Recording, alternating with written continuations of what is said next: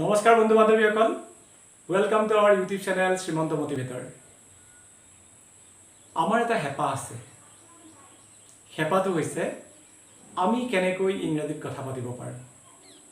আমাৰ নিজৰ মাতৃভাষাৰ উপৰিও আনৰ ভাষাৰ প্ৰতি আমাৰ এটা দুৰ্বলতা আছে যেনেকৈ আমি হিন্দীত কথা পাতিবলৈ বিচাৰোঁ তাৰ আগত এটা জমনি কৈ লৈছোঁ যে এবাৰ এই যে মাটি খান্দে যে বিহাৰৰ পৰা যিসকল শ্ৰমিক আহি মাটি খান্দে তেওঁলোকৰ লগত এখন গাঁৱৰ এজন মানুহে এখাৰ কথা পাতিছিল হিন্দী কৈছিল তেখেতৰ খুব হিন্দী ক'বলৈ মন কিন্তু অসমীয়া ক'লেও তেখেতে বুজি পাব হিন্দীটো আছিল এনে ধৰণৰ অ ভাইয়া যোৱা বছৰ যে মাটি কাটিছিলি এই বছৰ বি মাটি কাটিবি পুখুৰী খান্দি দেগা পইচা দুংগা সেয়া হৈছে হিন্দী তেওঁক অসমীয়াত কোৱা হ'লে কিন্তু বুজি পালেহেঁতেন হিন্দীত এইকাৰণে কোৱা হৈছে যে আমাৰ আনৰ ভাষা এটাত কথা পাতিবলৈ মন যায় ঠিক তেনেকৈ আমাৰ বহুতৰে ইংৰাজীত কথা পাতিবলৈ মন যায় আৰু বহুতে ভাবে যদি আমি ইংৰাজীত কথা পাতো অলপ আমাক স্মাৰ্ট যেন লাগিব নেকি কিন্তু স্মাৰ্ট যেন লাগক না লাগক সেইটো ডাঙৰ কথা নহয় কিন্তু ইংৰাজীত আমি কথা পাতিবলৈ চেষ্টা কৰাটো এইটো এটা ভাল প্ৰয়াস এই কাৰণে ভাল প্ৰয়াস বুলি আমি কৈছো যে English is an international language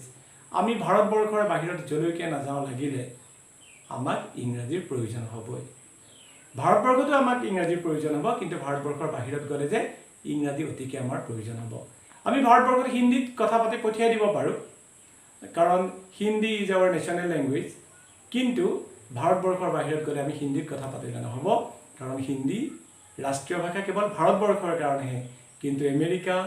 England Japan তাত আপুনি মই আমি হিন্দীত কথা পাতিলে নহ'ব গতিকে আমি ইংৰাজীত কথা পাতিবলৈ চেষ্টা কৰিব লাগিব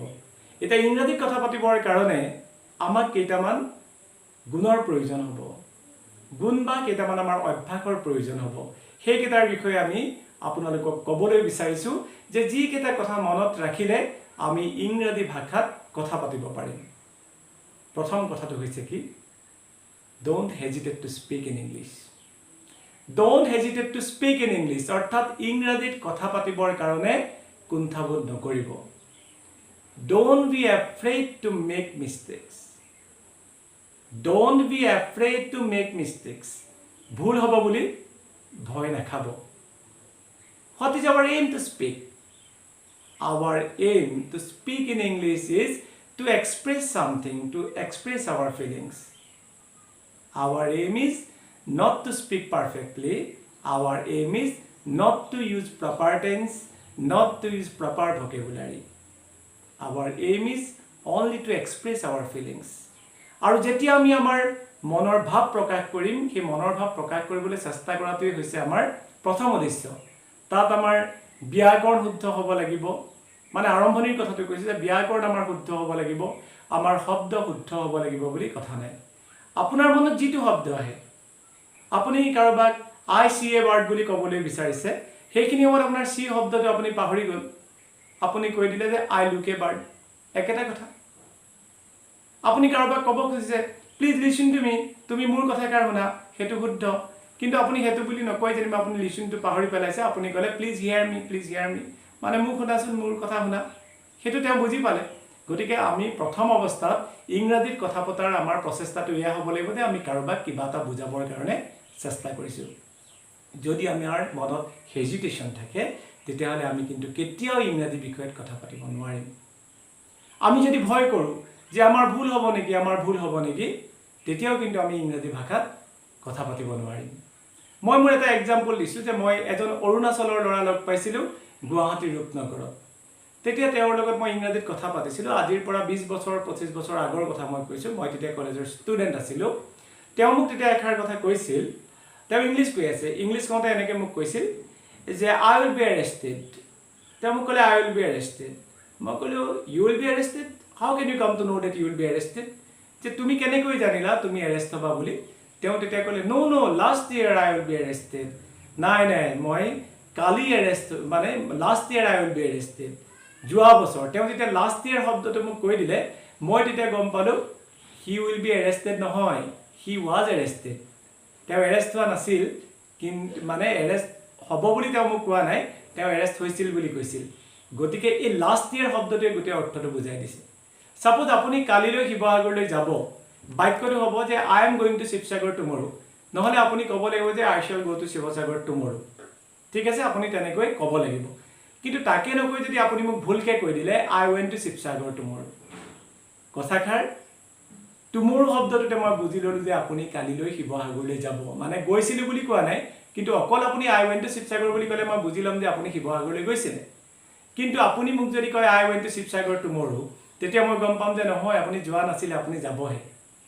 এই যে কথাবোৰ কৈ আছোঁ তাৰ অৰ্থ এইটো নহয় যে আপুনি ভুলকৈ ইংৰাজী কওক কোনেও যাতে ভুলতো এইটো নাভাবে আৰু কোনেও যাতে আমাৰ প্ৰতি আঙুলি নুটুৱাই এইবিলাক কি কথা কৈছে বুলি মই এটাই উদাহৰণ দিবলৈ বিচাৰিছোঁ যে প্ৰথম আপুনি যদি ইংৰাজীত ফ্লুৱেঞ্চি আনিবলৈ বিচাৰিছে কথা পাতিবলৈ বিচাৰিছে প্ৰথম আপুনি ভুল হ'ব বুলি ভয় কৰিলে নহ'ব don't be afraid to make mistakes ভুল হ'ব বুলি আপুনি কেতিয়াও ভয় নাখাব বা ডোন্ট হেজিটেট বা আপুনি এইটো মানে ইতস্তত অনুভৱ নকৰিব যে মই নোৱাৰিম নেকি মই কথাখিনি বুজাব নোৱাৰিম নেকি সেই কথাষাৰ নাভাবিব কাৰণ আপুনি কথাষাৰ কৈ থাকোঁতে আপুনি মনৰ যি ভাৱ প্ৰকাশ কৰিবলৈ বিচাৰিছে সেই ভাৱখিনি বুজি পাব কিন্তু আপুনি যেতিয়া লিখোঁতে কিন্তু আপুনি প্ৰপাৰলি লিখিব লাগিব প্ৰথম আপোনালোকে নিজৰ অভ্যাসটো গঠন কৰি লওক অভ্যাসটো গঠন কৰাৰ পিছত আপোনালোকে গ্ৰামাৰ প্ৰপাৰলি ইউজ কৰিব আৰু আপুনি সম্পূৰ্ণ শুদ্ধকৈ ইংৰাজী ক'ব পাৰিব যিহেতু প্ৰথম ভাষাৰ সৃষ্টি হৈছিল তাৰ পিছতহে গ্ৰামাৰৰ সৃষ্টি হৈছিল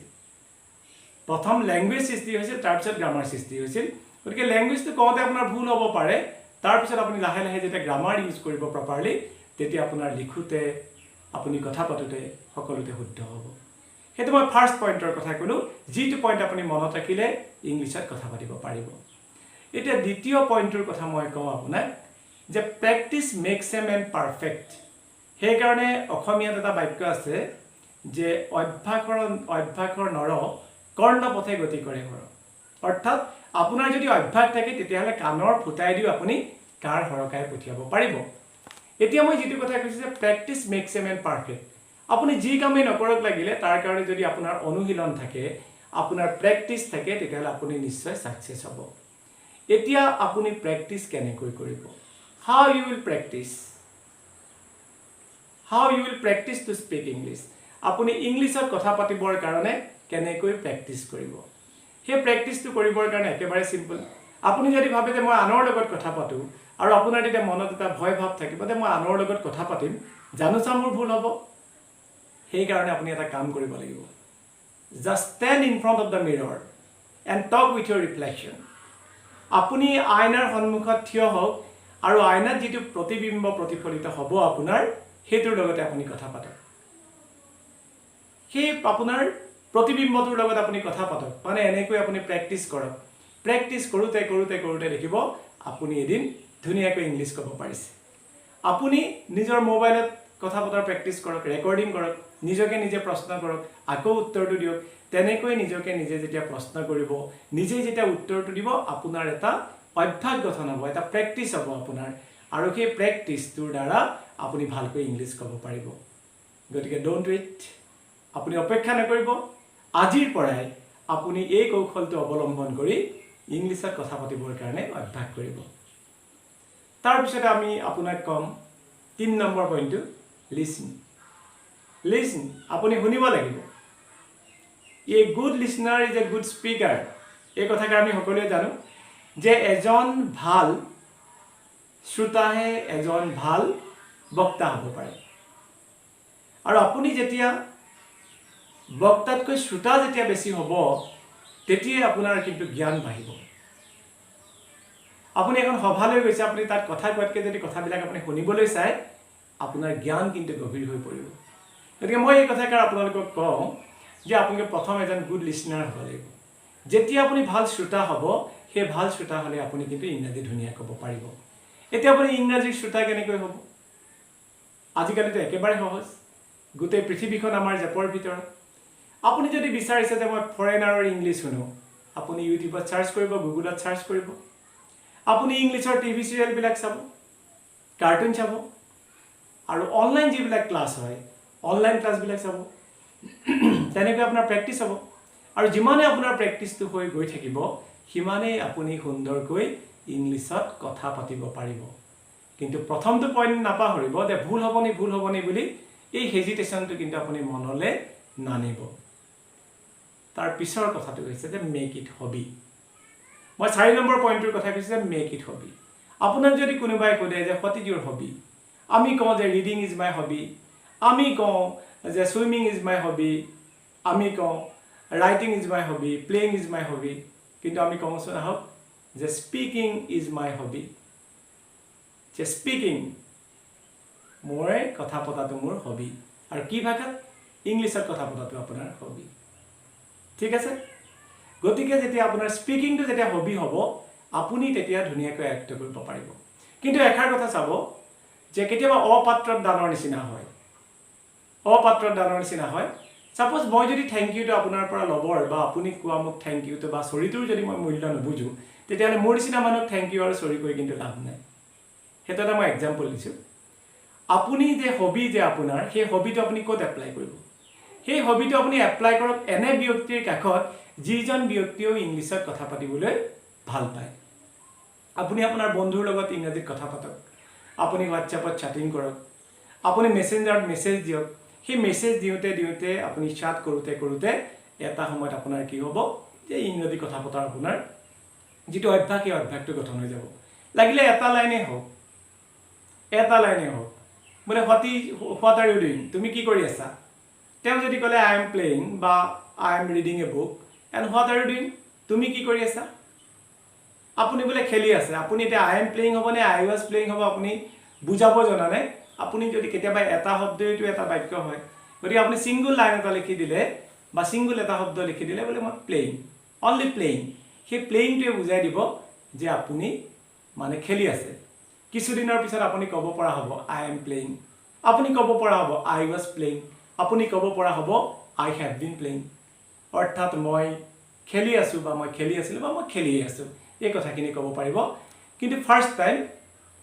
we must practice and we must not hesitate আমি প্র্যাকটিস কৰিবই লাগিব আমি হেজিটেট কৰিলে নহব আৰু we must turn it into our hobby আমি এটো আমাৰ হবিলে ৰূপান্তৰিত কৰিব লাগিব তাৰ পিছৰ কথাটো আমি কওঁ যে মই আপোনাক 5 নম্বৰ পইণ্টটো কৈছো এই আটাইকিটা পইণ্ট যদি আপুনি মনত ৰাখে তেতিয়াহলে কিন্তু আপুনি ইংৰাজীত কথা পাতিব পাৰিব think in english আপুনি ইংলিশতে ভাবক আপোনাক যদি কোনোবাই কয় what is your mother tongue যে আপোনাৰ মাতৃভাষা কি আপুনি সিম্পলি কলে যে my mother tongue is assamese কোনোবাই কলে my mother tongue is hindi কোনোবাই কলে my mother tongue is bhojpuri nepali etc কিন্তু what is mother tongue বুলি যদি আমাক কয় আমি what is your mother tongue বুলি কলে আপুনি কৈ দিলে নিজৰ ভাষাটোৰ কথা কিন্তু what is mother tongue বুলি যদি আপোনাক কয় what is mother tongue বুলি যদি আপোনাৰ প্ৰশ্নটো কৰে তেতিয়া হলে আপুনি ক'ব লাগিব যে what is mother tongue mother tongue is a language in which we can think from our birth আমি আমাৰ জন্মৰ পৰা যেটো ভাষাত আমি চিন্তা কৰো সেই ভাষাটোই হৈছে আমাৰ মাতৃভাষা আপুনি কিবা এটা চিন্তা কৰে কি ভাষা চিন্তা কৰিব আপুনি অসমীয়া ভাষা চিন্তা কৰে আমি অসমীয়া মানে আমি অসমীয়া চিন্তা কৰিলো এজন মাৰাঠী মানুহে মাৰাঠীত চিন্তা কৰিলে এজন বিহাৰী মানুহে তেওঁ ভোজপুৰীত চিন্তা কৰিলে কিন্তু ইংলেণ্ডৰ মানুহজনে কিহত চিন্তা কৰিব তেওঁ ইংৰাজী চিন্তা কৰিব আমেৰিকাৰ মানুহজনে কিহত চিন্তা কৰিব তেওঁ ইংৰাজী চিন্তা কৰিব এই যেতিয়া চিন্তাটো মনত অহৰহ আহি থাকিব সেই মনত আপুনি যেটো ভাষাত চিন্তা কৰিব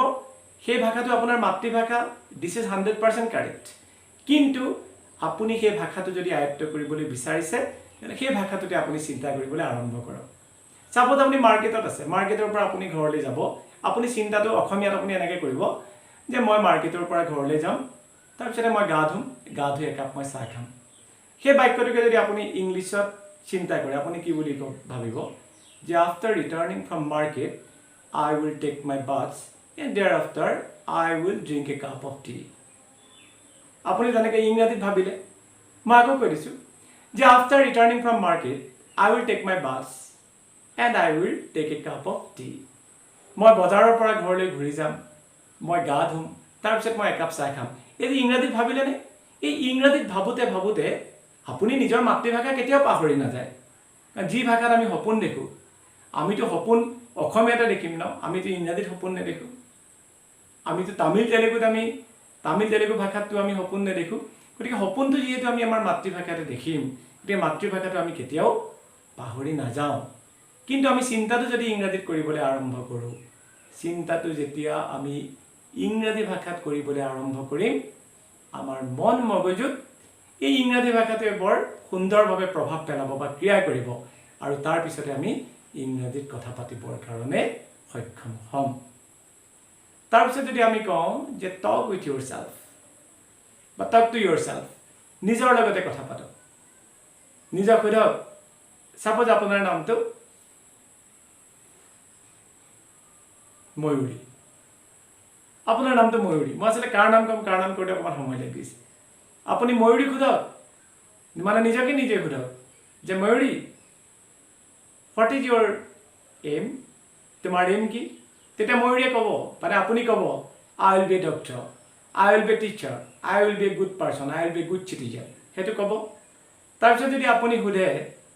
যে ময়ূৰী, when will you get up tomorrow morning, তেতিয়া আপুনি ক'ব, আপুনি ময়ূৰী ধৰক, আপুনি ৰিপ্লাইটো নিজকে নিজে দিব, I will get up early in the morning tomorrow, যে মই কালিলৈ ৰাতিপুৱা সোনকালে উঠিম। এই যে নিজৰ লগত আমি কথা পাতিম, সেই নিজৰ লগত কথা পতাটো কিন্তু এটা বৰ ডাঙৰ অভ্যাস, যিটো অভ্যাসৰ দ্বাৰা আমি কি কৰিব পাৰিম, যে আমি নিজকে ইংৰাজী ভাষাত কথা পাতিবৰ কাৰণে সক্ষম কৰি তুলিব পাৰিম। আৰু দুটামান কথা আছে, সেইকেইটা কথা মই আজিয়ে কৈ নিদিওঁ। কিছুমান কথা আচলতে যেতিয়া আমি প্ৰেক্টিছ কৰিম ইংলিছত কথা পাতিবলৈ, তাত আমাৰ টুইষ্ট আৱাৰ টাং বুলি এটা কথা আছে, যে আমি আমাৰ জিভাখন কেনেকৈ আমি মানে কিমান পকাব পাৰিম, কোনটো ষ্টাইলত ক'ব পাৰিম। সেইকাৰণে ষ্টাইলত কোৱাটো কথা কোৱা নাই আকৌ মই, আমি কাৰোবাক গুড মৰ্ণিং ক'ব খুজিছোঁ, আমি যদি জিভাখন বোলে পকাব লাগে, সেইকাৰণে যদি আমি কওঁ গুড মৰ্ণিং, সেইটো নহ'ব, আকৌ আমি নেচাৰেলি ক'ব লাগিব। কিন্তু ইংৰাজী ভাষাটো আমাৰ কাৰণে বাহিৰৰ পৰা অহা এটা ভাষা, সেইকাৰণে কিছু পৰিমাণে জটিল। গতিকে টুইষ্ট ইউৰ টাং, গতিকে আমি জিভাখনৰ এটা প্ৰেক্টিছ কৰিব লাগিব। তাৰ কাৰণে কিছুমান বাক্য আছে, she sells by the sea shore, তেনেকুৱা এটা বাক্য আছে ধৰক, আইচক্ৰীম,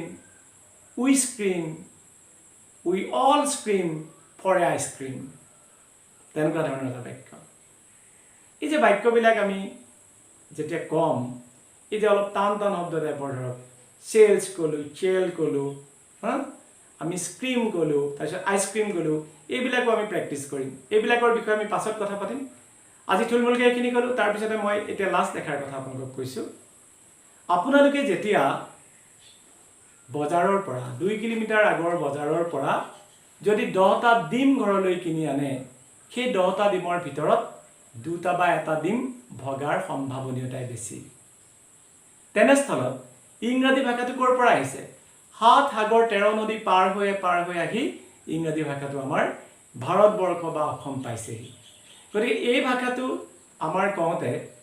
ভুল হোৱাটো স্বাভাৱিক, কাৰণ 5 কিলোমিটাৰ আঁতৰৰ পৰা আমি যদি 10টা ডিম ভালকৈ আনিব নোৱাৰোঁ, তেনেকুৱা স্থলত 7 সাগৰ 13 নদী পাৰ হৈ অহা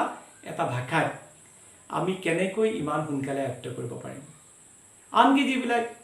ব্ৰিটিছবিলাকৰ নিজৰ ভাষা কওঁতে ভুল হয়, যেনেকৈ আমি অসমীয়া কওঁতে আমাৰ ভুল হয়। গতিকে ভুল হোৱালে প্ৰথম কোনেও ভূক্ষেপ নকৰিব। যদি ভুল হ'ব নেকি বুলি সেই হেজিটেশ্যনটো থাকে, সেই চিন্তাটো যদি থাকে, তেতিয়াহ'লে জীৱনত কিন্তু আপোনালোকে ইংৰাজীত কথা পাতিব নোৱাৰিব। গতিকে আজিৰ পৰা আমি প্ৰেক্টিছ কৰোঁ আহক। পুনৰবাৰ কৈছোঁ যে practice makes a man perfect. গতিকে প্ৰেক্টিছে আমাক পাৰফেক্ট কৰি তোলে, সম্পূৰ্ণ কৰি তোলে। গতিকে আজি আমি প্ৰেক্টিছ কৰোঁ ইংৰাজীত কথা পাতিবৰ কাৰণে। আজি মানে এই মুহূৰ্তৰ পৰা আমি ইংৰাজীত কথা পাতিবলৈ প্ৰেক্টিছ কৰোঁ, আৰু দেখিব within 1 month you will be a good speaker. You can speak English fluently. Thank you so much. Keep watching our YouTube channel Srimanto Motivator. আমি ডিফাৰেণ্ট টপিক লৈ আনিছোঁ, ইয়ালৈ গ্ৰামাৰ আনিছোঁ, মটিভেশ্যনেল স্পীচ দিছোঁ, আমি মটিভেশ্যনেল ইণ্টাৰভিউ দিছোঁ, আৰু বহু প্ৰগ্ৰাম আপোনালোকৰ মাজলৈ লৈ আনিম। আমাৰ চেনেলটো ছাবস্ক্ৰাইব কৰিবলৈ নাপাহৰিব, আৰু লগতে বেল আইকনটো দবাই দিবলৈ কিন্তু কেতিয়াও নাপাহৰিব। বেল আইকনটো দবাই দিব আৰু নটিফিকেশ্যনত গৈ অল কৰি দিব। Thank you so much. Take care, আৰু আশা কৰিছোঁ within a few days you will be able to speak in English. Thank you so much and take care. Bye bye.